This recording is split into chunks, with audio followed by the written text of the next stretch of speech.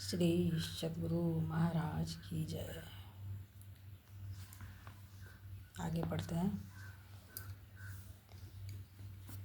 आगे का शीर्षक है महर्षि जी और भक्त दर्शनार्थी।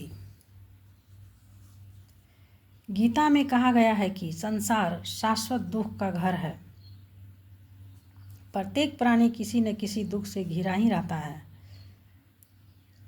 अवश्य ही यहाँ सुख की बिजली भी चमचमाती है, पर वह तो क्षणस्थायी होती है। अधिक देर तक तो दुख की ही काली घटा छाई रहती है।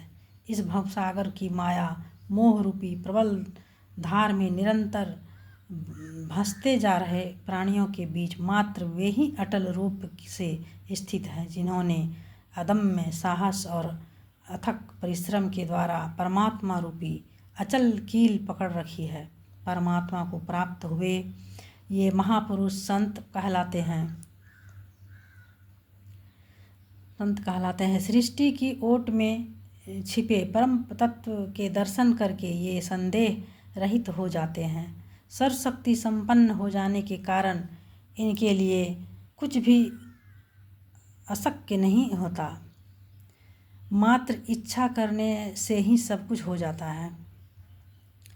ये सुख दुख, मान अपमान, राग द्वेष आदि द्वंद्वों से ऊपर उठकर सतत निर्भय, अनुद्विग्न, शांत, अविचल और अक्षय आंतरिक आनंद में डूबे रहते हैं। ये सब जीवों पर दया रखते हैं, उनके सुख दुख से सुखी दुखी होते हैं, स्वयं अमानी होकर दूसरों का आदर करते हैं। जो संत के रुचि के अनुकूल चलते हैं, उनकी श्रद्धा प्रेम पूर्वक अहंकार रिक्त होकर सेवा करते हैं, उनके प्रति सरल नम्र और सत्यतापूर्ण व्यवहार करते हैं, उन पर वे प्रसन्न होकर अपनी भौतिक अथवा यौगिक शक्ति से उनकी मनोकामना की पूर्ति कर देते हैं। भारत एक आध्यात्मिक देश है। यहाँ के लोगों को इस बात का पूरा विश्वास है कि जो काम किसी के द्वारा नहीं हो पाता वह संतों के आशीर्वाद से सहज रूप से संपन्न हो जाता है। अतएव अपनी सारी शक्ति लगाकर जब लोग अपना कोई काम पूरा नहीं कर पाते, तब संतों की चरण धूलि सिर पर चढ़ाने के लिए उनके पास दौड़ पड़ते हैं।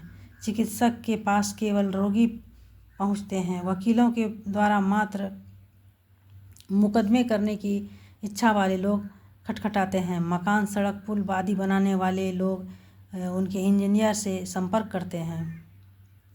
पर संतों के पास तो रंग से लेकर राजा तक सभी तरह के लोग आते हैं।